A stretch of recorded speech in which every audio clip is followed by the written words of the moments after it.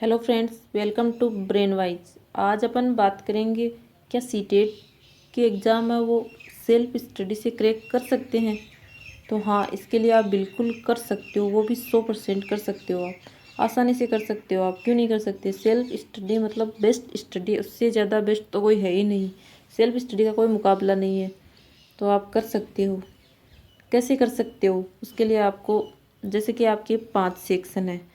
दो सीटेट की एग्ज़ाम में दो पेपर होते हैं, एक तो पेपर फर्स्ट होता है और एक होता है पेपर सेकंड। तो जो पेपर फर्स्ट होता है ना, वो उनके लिए होता है जो प्राइमरी लेवल के टीचर बनना चाहते हैं, मतलब फर्स्ट टू फिफ्थ के लिए होता है ये पेपर फर्स्ट होता है। और जो पेपर सेकंड होता है वो होता है जूनियर लेवल के लिए, जो 6 to 8 के टीचर बनना चाहते हैं उनके लिए होता है। तो ये तो रही पेपर की बात। तो ये दो पेपर होते हैं और इन दोनों दोनों ही पेपर मतलब समान अंक के होते हैं, 150 अंक के होते हैं। और दोनों को ही 150 ही मिनट मतलब 2.5 घंटा मिलता है पेपर हल करने के लिए पूरा। और 150 ही क्वेश्चंस आते हैं उसमें। इसका मतलब ये हो गया कि एक क्वेश्चन को 1 ही मिनट मिलता है और 1 ही अंक मिलता है उसको। तो ये तो रहा पेपर। और इसमें 5 सेक्शन देखने को मिलते हैं आपको। इसमें पेपर फर्स्ट में और पेपर सेकंड में 4 हैं और पेपर फर्स्ट में 5 सेक्शन है। तो जो फर्स्ट है वो सीडीपी हो गया, चाइल्ड डेवलपमेंट एंड पेडागोजी, यानी बाल विकास एंड शिक्षा शास्त्र। ये 30 नंबर का हो गया। फिर देन इसमें दो लैंग्वेज आती हैं, फर्स्ट एंड सेकंड। तो इसमें आपको मतलब 20 ऑप्शन मिलेंगे आपको। 20 ऑप्शन में से आपको सेलेक्ट करना कौन सी दो लैंग्वेज लेनी है। कोई भी आप दो लैंग्वेज ले सकते हो जो भी आपको अच्छी आती हैं, मतलब दोनों समान नहीं होनी चाहिए। बाकी आप अपने हिसाब से कोई भी दो लैंग्वेज ले सकते हो। चाहे आप मतलब फर्स्ट हिंदी ले रहे हो, सेकंड आप इंग्लिश ले सकते हो या फिर और भी कोई ले सकते हो। बस इतना ध्यान रखना कि दोनों लैंग्वेज समान नहीं है, मतलब दोनों हिंदी, मतलब फर्स्ट में हिंदी सेकंड में हिंदी, ऐसा नहीं कर सकते आप। बाकी आप अपने हिसाब से कोई भी ले सकते हो। तो ये तो रहा लैंग्वेज की बात। अब बात करते हैं अपन मैथ्स। तो फिर ये मैथ्स आता है, इसमें न्यूमेरिकल आते हैं 15 के, तो और 15-15 का इन सब में ही पेडागोजी है। फिर आता है ईवीएस। तो ईवीएस के लिए आप 30 नंबर का है तो 15 पेडागोजी, और 15 के लिए आपको एनसीईआरटी की जो बुक्स है ना, 3rd to 5th वो पढ़ लीजिए, सफिशिएंट है। उसके आगे आपको कुछ नहीं पढ़ना है। तो इस प्रकार आपका आराम से आप अपनी तैयारी कर सकते हो, सेल्फ स्टडी कर सकते हो। मतलब कैसे करोगे आप? सीडीपी है वो, इसमें भी है ना 15 नंबर की और 15 पेडागोजी का हो गया। तो ये आप पढ़ सकते हो। तो ये आप कहाँ से पढ़ोगे? या तो आप यूट्यूब पे सर्च के लिए आपको बहुत सी प्लेलिस्ट मिल जाएंगी सीडीपी की, या फिर इस चैनल पे ही आपको बहुत जल्द सीडीपी की वो क्लासें मिलने वाली हैं। वो भी टॉपिक वाइज रेगुलर मिलेंगी अभी 1-2 दिन में। तो वो यहाँ से पढ़ सकते हो आप। अगर आपको स्टार्टिंग शुरू से पढ़ना है तो आपको यहाँ से आप पढ़ सकते हो। तो सीडीपी हो गया। लैंग्वेज हो गई दो। फिर लैंग्वेज के लिए सबसे पहले आप एक काम कीजिए, अपने पास सिलेबस निकलवा लीजिए। आप कोई भी एग्ज़ाम की तैयारी कर रहे हो ना, तो उसका पहले सबसे पहले आपके पास वो सिलेबस होना चाहिए। तो आप सबसे पहले अपना सिलेबस निकलवा लीजिए। आपने सिलेबस निकलवा लिया, फिर आपको पता चल गया कि मतलब क्या क्या टॉपिक हैं, क्या क्या पढ़ना है, क्या क्या छोड़ना है। आपने सिलेबस में जो जो टॉपिक हैं वो पढ़ लीजिए, बाकी जो नहीं है उनको छोड़ दीजिए आप। तो सबसे पहले आप सिलेबस निकलवा लिया आपने। फिर आप जो प्रीवियस ईयर के जो पेपर है ना, प्रीवियस ईयर के जो क्वेश्चन है ना, उनको हल कीजिए। मतलब कि जो लास्ट 1 ईयर में एग्ज़ाम लगी है ना, उसके जितने भी पेपर हुए हैं सारे के सारे सोल्व कर दीजिए आप। उनसे आपको बहुत फ़ायदा होगा। क्या फ़ायदा होगा? आपको एक तो आइडिया लग जाएगा कि एग्ज़ाम किस प्रकार की एग्ज़ाम होती है, मतलब किस प्रकार के क्वेश्चंस आते हैं एग्ज़ाम में। अगर आपको यही नहीं पता कि मतलब एग्ज़ाम में किस प्रकार के क्वेश्चंस आ रहे हैं, तो फिर क्या ही एग्ज़ाम दोगे आप। तो सबसे पहले सिलेबस निकलवा लिया। सिलेबस से भी ज़्यादा इंपॉर्टेंट है प्रीवियस ईयर के जो पेपर हैं वो। तो लास्ट 1 ईयर में जो एग्ज़ाम हुई है उसके बहुत सारे पेपर मिल जाएंगे आप उसके।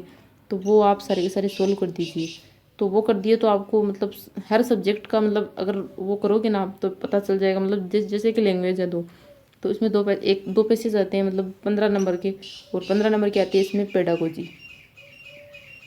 तो जो लैंग्वेज में दो पैसेज आते हैं ना, उसमें क्वेश्चन आते हैं। तो वो मतलब जो क्वेश्चंस आते हैं ना, तो वो उनका आपको ऐसे पता चल जाएगा, हाँ इस प्रकार के पैसेज आते हैं, इस प्रकार के उनमें से वो क्वेश्चंस पूछ रहे हैं हमें।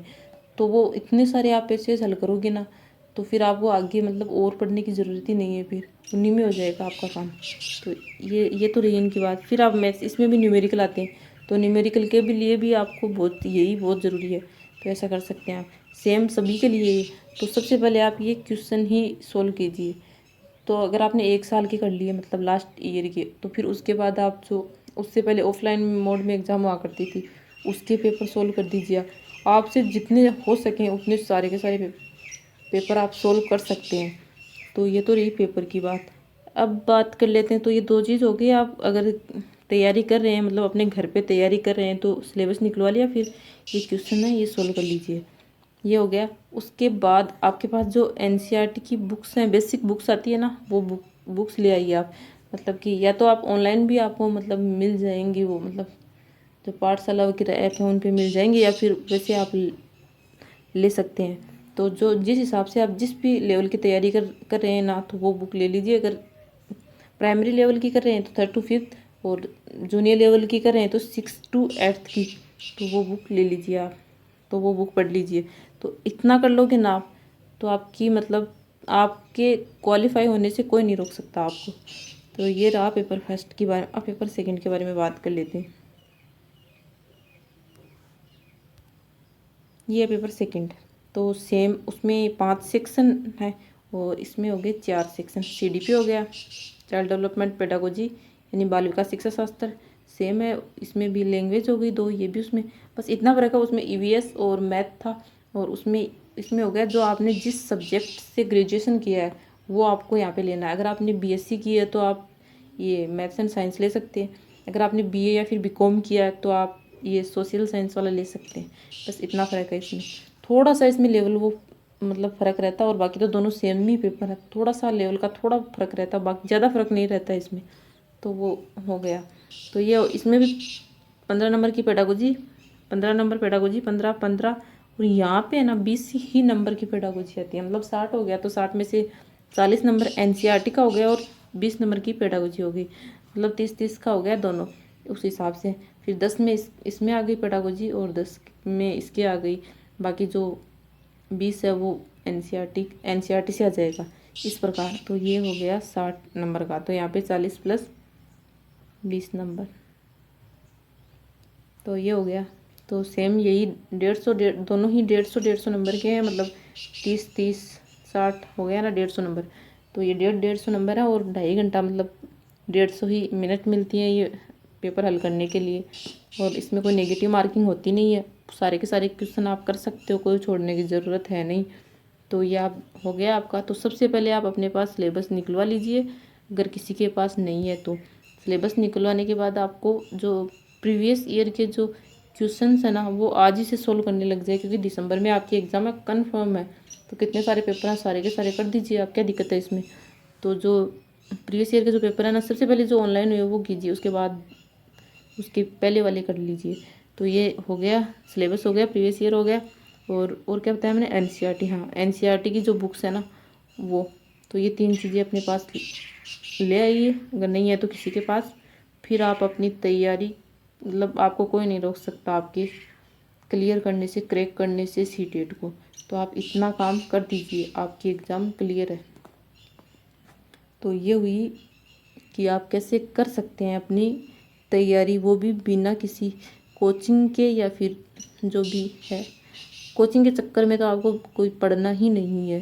अगर आप सीटेट की तैयारी कर रहे हैं और आपको मतलब अगर किसी को ऐसा है कि हाँ मुझे मतलब कि मुझे कुछ समझ नहीं है, कुछ नहीं पता, या फिर मैंने कभी कोई एग्ज़ाम लाइफ में दिया ही नहीं है, या फिर मतलब मेरे को तो सामने बैठ के ही पढ़ना है, उन वो है ना, तो वो पढ़ सकते हैं। ऐसी बात नहीं है कि हाँ कोचिंग मतलब करना आपको है ही नहीं, कोचिंग करना बहुत बुरी बात है, ऐसी भी नहीं है।